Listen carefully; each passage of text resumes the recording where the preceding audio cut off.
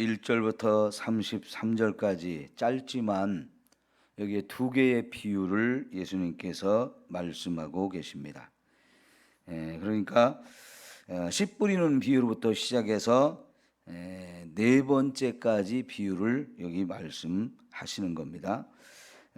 이제 세 번째 비유가 겨자씨 비유이고 네 번째 비유가 누룩에 대한 비유의 말씀인데요. 아주 짧지만 묵상해 보면 엄청난 진리가 들어있고 정말 큰 은혜가 되는 귀한 말씀입니다. 천국이라고 하는 것이 자기 밭에 심은 겨자씨 한 알과 같다 그랬습니다. 겨자씨를 보신 분들이 꽤 이제 있을 것 같아요. 성지 순례를 갔다 오시는 목사님들이 겨자씨를 이렇게 한 대, 두 대 이렇게 사갖고 와서 그걸 몇 개씩 이렇게 넣어가지고 책갈피로 만들어서 성도님들에게 나누어 드리는 이런 걸 많이들 하시더라고요. 그래서 이제 이 겨자씨가 어떻게 생겼는지를 많은 분들이 좀 보게 되어지는데요. 우리나라에서 볼 수 있는 거는 어느 정도 그 겨자씨가 작으냐? 채송화씨 있죠? 채송화씨 정말 작잖아요, 그죠? 겨자씨도 그 채송화씨만큼 작습니다. 그런데 이게 심을 때는 그렇게 보잘것없고 정말 눈꽃만 하지만요, 이 나무가 크면 3m 이상 이렇게 큰다고 그래요. 상상이 잘 안 되잖아요. 씨앗은 그렇게 작은데 그 작은 씨앗에서 싹이 트고 자라면 3m 이상의 큰 나무가 되어진다는 거. 참 놀라운 일입니다. 그리고 나면 거기에 새들이 와서 집을 짓고 거기다가 살 수 있게 된다는 거죠. 이 겨자씨라는 게 참 생각만 해도 그 씨와 나무를 비교해 보면 이게 어마어마한 거다라고 하는 것을 우리가 생각해 볼 수 있는 거지요. 그러면 여러분, 이 비유를 통해서 예수님이 천국이 어떤 면을 우리에게 보여주느냐? 시작할 때는 아주 작다는 겁니다. 그런데 나중은 창대하리라. 시작은 미약했으나 나중은 창대하리라 하는 말씀처럼 하나님의 나라가 시작될 때는 표가 안 나는 거예요. 너무너무 작아가지고 저거 가지고 뭐가 일어날겠는가 이런 생각을 할 정도로 너무나 미약하고 보잘것이 없다는 겁니다. 그런데 결코 하나님 나라는 그렇게 해서 무시할 것이 아니다 하는 겁니다. 이 하나님 나라가 그렇게 크게 아름답게 번성하고 성장한다 하는 겁니다. 이 성장의 원리가 여기에 있는 거예요. 시작할 때는 그렇게 보잘것 없어도 여러분 그게 놀랍게 성장을 해서 새들이 와서 거기 가지에 집을 짓고 거기서 쉬고 또 먹고 살 수 있는 이런 안식처가 되어진다 하는데 여기서 나오는 새가 뭐냐? 바로 사람을 말하는 겁니다. 사람들이 이 세상의 삶을 살면서 얼마나 피곤하고 또 힘이 듭니까? 하루의 삶을 마치고 나면 여러분 돌아갈 집이 있어야 돼요. 그죠? 하루의 삶을 다 마친 후에 돌아갈 집이 있기 때문에 저와 여러분이 그 집에 가서 쉬기도 하고 가족들과 함께 사랑을 나누고 행복을 느끼면서 이렇게 살아가는 거죠. 만약 우리가 저녁이 되었는데 돌아갈 집이 없다. 그것처럼 사람을 서글프게 만드는 게 없어요. 우리의 인생은 하루 종일 여기저기 분주하게 뛰어다니며 맡겨진 일들 하느라고 많은 땀을 흘리고 참 열심히들 삽니다. 그런데 저녁이 되어서 새가 나뭇가지에 탁 들어가서 거기서 쉴 수 있는 집이 보금자리가 있다는 게 참 큰 은혜인데, 이 하나님 나라는 지친 인생들에게 안식처가 되어준다 하는 거지요. 여러분, 우리 삼성교회가 하재에서 시작할 때는 정말 미약했다는 얘기들을 들었습니다. 많은 교회들이 시작할 때는 다 그러죠. 근데 그 중에서도 삼성교회 시작할 때는 참 미약했어요. 낯선 전도자들이 와가지고 며칠간 머물다가 갔는지는 모르지만 그 며칠간 복음을 전하고 갔고, 그 복음을 들은 어린 아이들이 모여서 예배를 드리기 시작했는데, 그게 오랜 시간 그 어려운 시절을 겪었어요. 마땅히 예배 드릴 공간도 구하기가 힘들었고, 힘 있는 어른들도 거의 없는 이런 상태에서 교회가 시작이 되었지만, 여러분, 이 60년 세월을 지내왔다는 것, 그것 자체만으로도 정말 놀라운 일이고 감사한 일이에요. 네? 그런데 이제는 많은 성도들이 모이는 교회로 성장했다는 것, 우리가 이제는 남들을 많이 돕고 섬길 수 있는 교회가 됐다는 것, 이게 참 감사한 일이에요. 이게 하나님 나라에 무시할 수 없는, 결코 우리가 얕볼 수 없는 이 하나님 나라의 놀라운 역사다 하는 거지요. 여러분, 이 세계 선교가 어떻게 지내왔는가, 선교의 역사를 우리가 생각해 봐도 그런 거예요. 예수님께서 하늘에서 이 땅에 사람의 몸을 입고 와서도 더 작은 모습으로, 더 낮아진 곳으로 가서 여러분 십자가에서 죽으셨어요. 인류를 구원하러 오셨다고 하는 하나님의 아들이 세상에 오셨을 때의 모습은 너무나 초라하고 너무나 연약하고, 그래서 짓밟히고 때리면 맞아야 되고 침을 뱉어도 대항하지 못하고 죽여도 거기서 어떻게 힘 한번 써보지 못하는 그런 모습으로 예수님이 인류를 구원하는 일을 시작하셨어요. 그 보잘것없는 모습으로 시작을 하셨지만, 거기서 이 예루살렘으로부터 시작된 이 복음의 역사가 유대 땅 전체로, 또 사마리아 땅으로, 또 온 세상으로 복음이 증거되어서 지금 전 세계에 복음이 안 들어간 나라가 없습니다. 공산권에도 이슬람권에도 복음이 전하기 정말 어렵지만 그런 곳에도 복음이 엄청나게 들어가 있어요.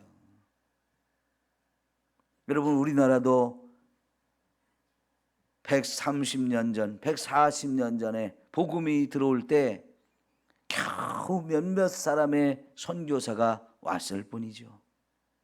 그 전부터 선교사들이 와서 문을 두드리면 거부하고 문을 두드리면 거부하는 일이 몇 번 있었지만 1885년에 언더우드와 아펜젤러 두 명의 선교사가 와서 이 땅에 발을 딛고 살면서 복음을 전하기 시작해서 이렇게 폭발적인 성장을 해서 전 세계에 깜짝 놀랄 만큼, 이야, 한국에는 하나님의 복음의 역사가 저렇게 강력하게 나타나는구나, 이걸 보여줬어요. 여러분, 그렇게 놀랍게 복음의 역사가 일어나던 특별히 평양 6.25 전쟁이 일어나가지고 이제 북한이 완전히 공산 치하에 들어갔지만 복음 가진 자들이 다 죽임을 당하고 다 쫓겨나고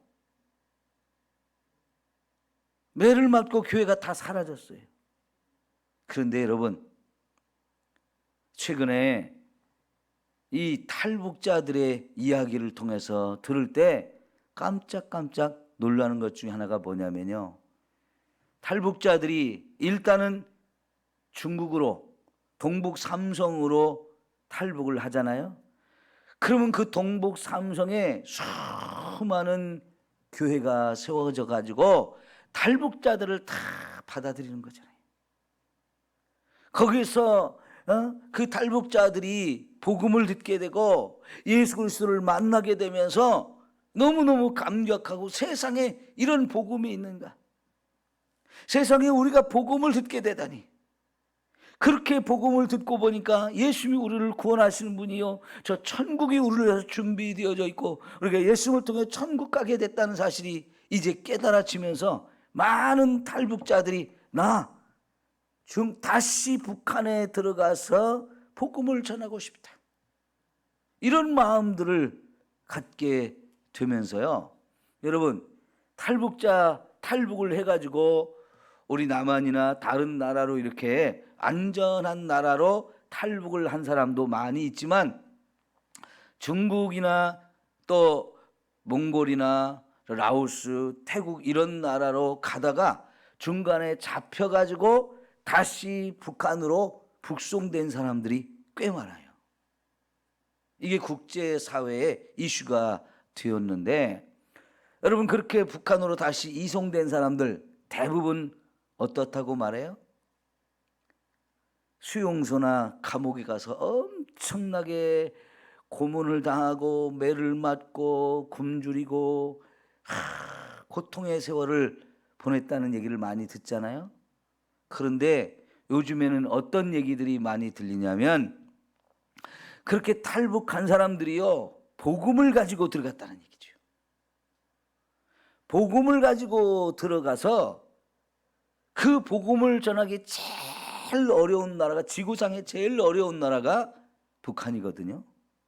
그런데요, 그 복음을 가지고 들어간 사람들이 가서 그렇게 감옥에 갇히고 거기서 수용소에 갇혀서 죽어나가는 사람도 많지만, 그런 가운데서 복음을 전해가지고요, 지금은 북한에도 엄청나게 복음이 증거되어지고 있다는 거예요.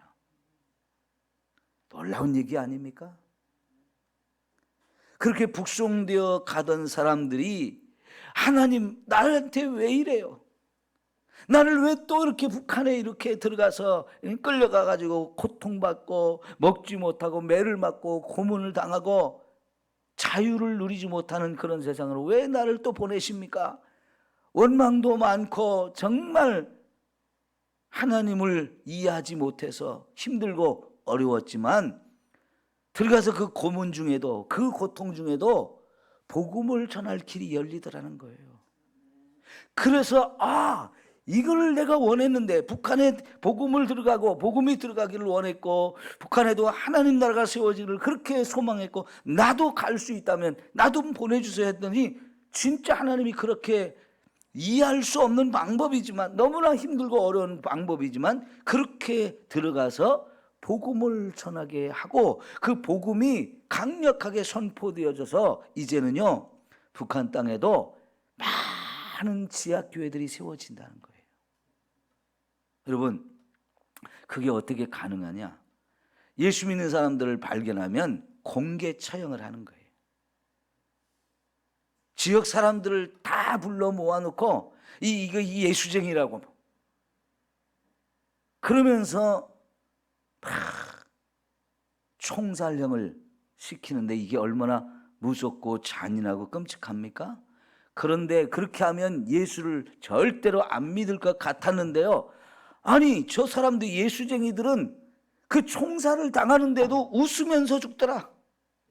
예? 겁을 먹고 두려워가지고 막 이렇게 안 죽으려고, 그런 상황에서 예수 안 믿겠다고 부인하는 게 아니고, 그런 상황에서도 예수 믿는 게 너무 행복하다고, 난 예수 믿는 게 너무 좋다고 그러면서 웃으면서 죽는데 도대체 예수 믿는 게 뭐지? 도대체 예수 믿는 게 뭔데 저렇게 사람들이 죽는 중에도 예수를 전하고 부인하지 않고 거기서 행복하게 죽을까? 그게 궁금해서 이제 예수를 믿게 되더라는 거예요. 그래가지고요, 북한에 정말 지하교회가 많이 세워졌대요. 거기에 기독교 방송, 극동 방송의 영향도 많았고요. 거기에 이제는 인터넷이나 핸드폰 같은 것들이 많이 보급이 돼가지고 많은 북한 사람들이, 특히 젊은이들은 한국의 드라마, 영화, 음악 이런 것들을 자꾸 접하게 되면서 한국을 보고 싶어하고 한국에 가고 싶어하는 마음들이 막 이렇게 활짝 열리면서 그 틈을 타고 이제 복음이 막 들어가는 거죠. 여러분, 우리는 저 북녘 땅의 복음화를 위해서 기도를 많이 해왔어요. 그러면서도 소망을 가지기가 어려웠는데요, 하나님의 복음은 그 북녘 땅에도 우리가 모르는 사이에 기가 막히게 뚫고 들어갔다는 얘기죠. 들어갈 때의 모습은 너무 미약했어요.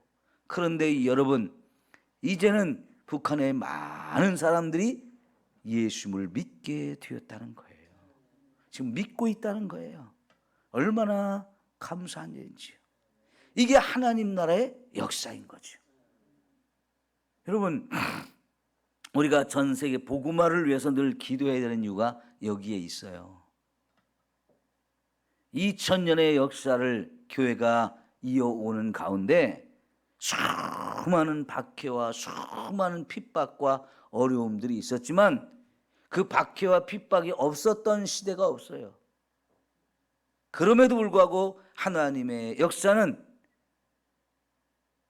어마어마하게 많은 영혼들을 구원하는 엄청난 일이 이루어지고 있는 거죠. 오늘 저와 여러분이 그 복음의 역사 가운데 함께 쓰임받으면서 산다는 것이 얼마나 감사합니까? 이 하나님의 복음을 전하기 위해서 생명을 내어놓고 전도의 현장으로 가고 선교사로 나가고 하는 이 사람들이 얼마나 많았어요. 이 땅에도 수많은 선교사들을 하나님 보내주셨고요, 그 선교사들이 와서 이 땅에 뼈를 묻으며 목숨을 바쳐서 피를 흘리며 복음을 전했기에 이렇게 아름다운 열매를 거두게 되는 거지요. 엄청난 성장을 이뤄 죽어가는 많은 영혼을 구원하게 하셨는데요, 이 복음 전도의 역사는 주님이 오시는 날까지 계속 전진해야 하는 것이고요, 지금은 우리 시대에 우리가 그 사명을 감당해야 하는 거잖아요. 여러분, 누룩도 마찬가지예요. 비유로 말씀하시되 천국은 마치 여자가 가루 서말 속에 갖다 넣어 전부 부풀게 한 누룩과 같으니라 그랬어요. 여러분, 이 누룩을 넣어가지고 밀가루 반죽을 하면, 반죽을 했을 때 처음에는 작은 것이지만 이게 하룻밤 자고 나면 누룩이 팍 반죽을 부풀려가지고 아주 크게 놀랍게 달라지잖아요. 이거는 첫 번째 그 겨자씨 비유에서는 이게 외적인 성장을 우리에게 보여준다면, 이 누룩의 비유는 내적인 성장을 말해요.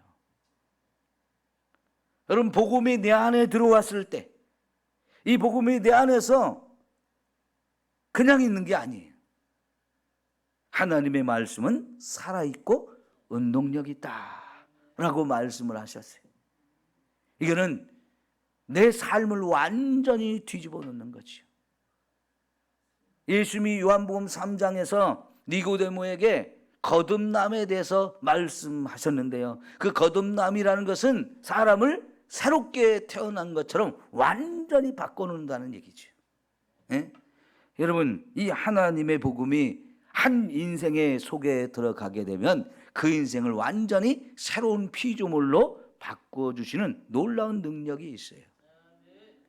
인생이 바뀌어진다는 거, 이게 얼마나 기가 막힌 은혜입니까? 자기 인생을 바꾸지 못해서 한평생 너무나 어리석게, 너무나 안타까운 삶을 살다 가는 사람도 세상에 너무나 많습니다. 그러나 복음이 제대로 들어가면 그 인생을 완전히 바꿔놓잖아요. 그 완전히 새로운 인생으로 살게 하지 않습니까? 여러분, 이 복음이 나의 삶을 완전히 뒤바꿔 놓는 이 역사가 오늘 저와 여러분에 있어서 다 체험되어져야 돼요. 그게 진짜 복음의 역사예요. 이걸 경험하지 못한 사람들이라면 교회를 엉터리로 다니고 신앙생활을 엉터리로 하고 있는 거예요. 맞습니다. 교회를 다니면서도 아직도 이 복음의 역사와 은혜를 제대로 체험하지 못해서 교회 다닐 때나 다니지 않을 때나 별로 달라진 것이 없는 그런 모습으로 사는 사람들이 많아요. 여러분, 이거는 신앙생활을 제대로 하는 게 아닙니다. 반드시 복음이 내 안에 들어왔을 때 이게 놀라운 변화가 일어나야 되는 거예요. 네? 누룩이라는 게 정말 보잘것없지만 반죽을 확 부풀려 가지고 그것으로 빵을 만들고 여러 가지 음식을 만들 때 얼마나 그 기가 막히게 맛을 냅니까? 예? 여러분, 참 제가 우리 삼성교회 와서 느끼는 작은 행복 중에 하나가 뭐냐면 아침에 빵 냄새를 많이 맡을 수 있다는 거예요. 예? 근데 그 빵 냄새가 얼마나 사람을 기분 좋게 만드는데요. 그 달콤한 이 밀가루 반죽에 가지고 굽는 그 빵 굽는 이 냄새가요, 진짜 기분을 좋게 만들어요. 영국 빵집이 가까이 있어가지고 거기서 빵 굽는 냄새, 여러분 참 작은 행복이에요, 제가 느끼는. 여러분, 우리요, 이 예수님의 말씀이 내 안에 들려질 때에 말씀을 깨달으면 기쁨이 오잖아요. 말씀이 내 안에 들어와서 내게 기쁨을 주고요, 소망을 주고요, 내 인생을 새로워지게 만들어요. 삶의 원동력이 거기서 나와요. 때로는 우리가 살면서 참 절망스러울 때가 얼마나 많습니까? 너무너무 힘들어서 쓰러질 때가 또 얼마나 많습니까? 그런데요, 복음이 내게 또 힘을 주어서 일어서게 만들거든요. 하나님이 나를 찾아와 내 손을 잡고 일으켜 주셔서 걱정하지 마, 염려하지 마, 내가 너와 함께 해줄 거야, 내가 너를 붙들어 줄게, 내가 너를 축복할게. 하나님이 그런 은혜를 우리에게 주시니까 다시 일어나고요, 절망했던 사람이 소망을 가지고 또 힘있게 살아가면서 하나님 주신 이 엄청난 은혜와 복을 누리며 산다는 거, 이게 얼마나 감사한 거예요. 예? 이게 복음이 우리에게 주시는 엄청난 은혜요, 축복이요, 힘인 줄 믿습니다. 예? 여러분, 오늘 또 저와 여러분은 이웃에게 자꾸 복음을 전해야 돼요. 내 주변에 있는 사람들, 믿지 않는 사람들을 보면서도 그냥 지나쳐서는 안 됩니다. 자꾸 복음을 전하려고 노력을 해서 한 영혼 한 영혼을 구원해서 하나님 앞으로 인도해내는 이 아름다운 삶을 저와 여러분이 산다고 하면, 여러분, 겨자씨의 역사, 누룩의 역사가 내 삶 속에서 다 날마다 더해가는 이런 은혜가 있을 줄 믿습니다. 네, 기도합시다.